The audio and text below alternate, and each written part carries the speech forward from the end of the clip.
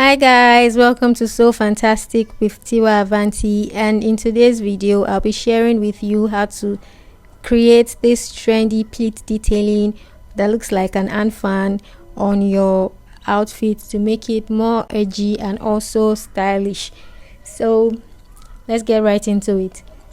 Okay, so when I analyzed the style that the client sent to me, I noticed that the upper part had like a band which joined the bodies to the skirt part at the under bust. So when I was drafting the pattern for this style, I cut it out at the under bust, then I closed the waist that, and then I traced that on fresh paper, and that was how I created the band.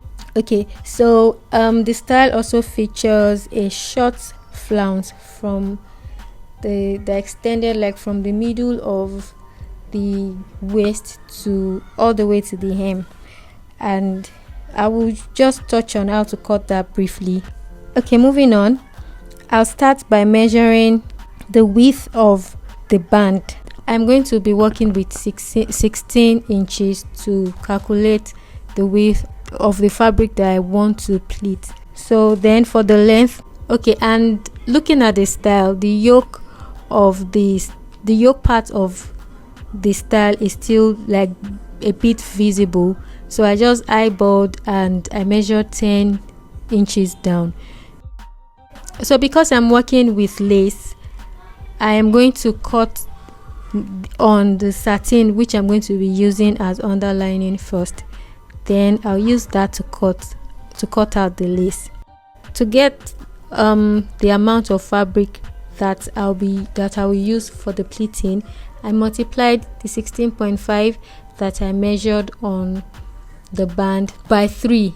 You can multiply by 2 or between 2 to 4 depending on how much, how full you want the pleat to be.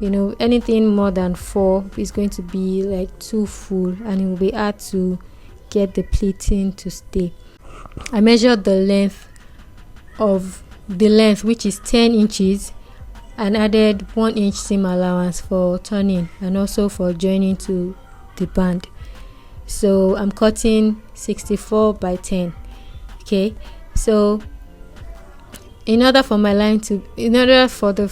I want the fabric to be straight, I'll just take the 10 inches all through the width of my fabric, and try to connect, and also just ensure that I have 64 inches with 64 inch width too.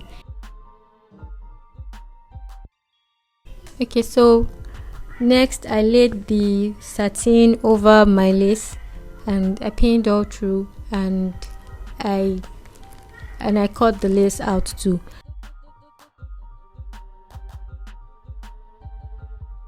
So because we're going to be slanting the pleat, the handfan pleat, I feel like I should have slanted the underlining before cutting on the lace.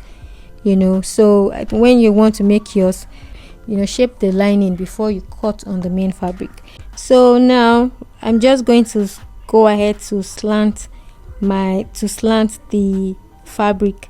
The slant is actually what makes it look nice if we look at it very well, because if it's all the same length, it might not have come out this nice, except of course that is the effect that you want to create. So now, because I didn't really want the part that slants, the part that is going to be lowered, I didn't want it to be higher than the too high, like higher than the bustier part. So I placed one side of the bustier on the fabric that I'll be pleating, and then I just shaped that way. I just shaped into the other side. After shaping it, I just carefully cut it into the other side. I'm just trying to explain in the simplest form so that you don't start to rack your brain too much, wondering how this and how it was done. It's just simple. All you have to do is look at the style you're working with or what you have in mind, carefully, and think of the best way to achieve it. After cutting, I went ahead to iron stay on the satin, off camera. Okay, so, and then I used the satin to turn the lace, but then I discovered that the stay was showing, because it's lace and it has holes, so the stay was showing under the lace, which made it not look nice. So, but then if you're working with a fabric that doesn't have holes or is not transparent, then this wouldn't have happened. You wouldn't have had this issue. So I had to remember that when cutting with lace and you decide to stay the satin that you'll be putting under the lace, remember that you will have to cut a lining piece so that you don't have your stay exposed under your lace. After I sorted that, I had to redo it. So after I sorted all of that, so I notched the middle of the fabric, and at this point I had already joined my bustier part, the upper part, separately. For me to determine where my pleat would start and stop, I marked out my seam allowance on both sides of the bustier or the bustier. So because I don't want the pleat to go into the allowance. I don't, after having pleated and now have to remove it because it's reaching where my allowance is. I then measured what was left, on the lower part of the bustier. I measured what was left and I had 14 inches. So I marked up the notches at the middle and I pinned together. So just to have an idea of how big each pleat has to be, I measured from the midpoint of my notch towards the side of the bodies. That was about 7. And also on the long fabric, the one I'm going to be pleating, I measured that same way and I had 28 inches. So I subtracted 7 from 28 and that gave me 21. So I knew that at least each pleat had to be about 3 inches big. You don't really have to do it the same way, all this subtraction. You can just go ahead to pleat, but I want my pleating to be as even as possible. I hope we get what I'm trying to say, but if you don't understand, you can always leave a comment, so that I can explain to you further. And as you are pleating, make sure that you are pinning each pleat down. So, and for the last pleat, I decided to fold it in. It just looks better that way, like when you are to not see the joining on the side of that part. So it's just better to just fold it in, so it looks, it just looks better. So okay, so after pleating, I took it to my machine and I ran a loose stitch on it just to hold it down. Okay, so after running the basting stitch, you need to then tack the pleats down, and I recommend that you tack at the top of each pleat because it holds it down better that way. You can still tack at other points, but make sure you tack at the tip, almost the tip. It just holds it, it just makes it look better, believe me, and it looks better when it's worn. So after tacking it, the next thing I did was I joined to the band, and after all of that, before I finished up the whole outfit, this is what it looks like. It still shapes around, although the pleat it's big and full, it still shapes well around the under bust and everything, and it looks, I think that it looks nice. We can all see that it looks really nice.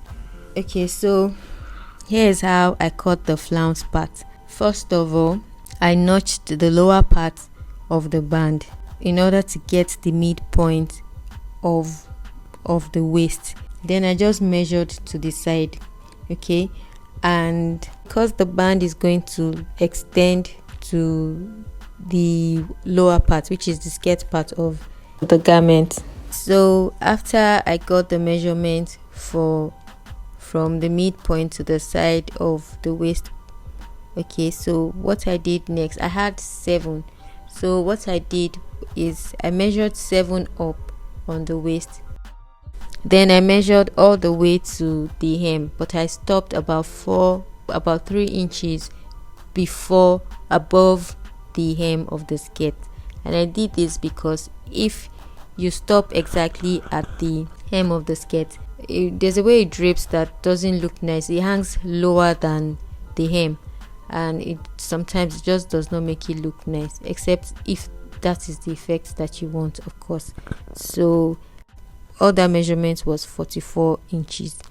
When I want to create flounces, I use this simplest method.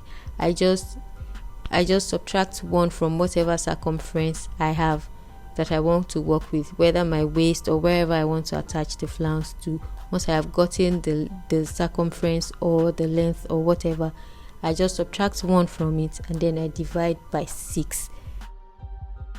So it's that not figure that I arrive at that I now mark, on my fabric, and then I cut it out. Okay, so after doing your calculation, you fold your fabric into 4, like you want to cut normal flay or peplum.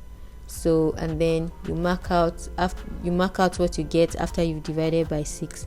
So then I marked that out, and then from there I marked the length of my flounce.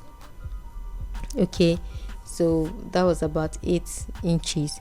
Okay, so when I finished marking out all the length and everything, I opened up the flounce because it's asymmetrical. One side is longer than the other, because the part at the hem cannot be as long as 8 inches. It will not make any sense. So what I did to create this effect, I just reduced one side to 3 inches. Okay, and then I blended into the other side into nothing. I just blended it that way, and it came out like what was in the picture. So, and then I used that to cut the lace.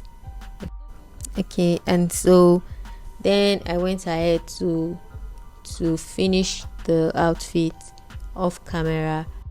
Remember to tack your pleat to the main fabric, because it's even a no-brainer, it's not going to stay in place, so you need to tack it. After tacking and everything and pressing and all of that, this is how it looks. So I hope that you enjoyed this video, and that you picked 1 or 2 things that you can apply when you're working on your own project. If you have any comments or questions, of course, please drop them in the comment section. Please subscribe and like, and come back for more. Thanks again for your time. Stay awesome, and I'll see you in the next video.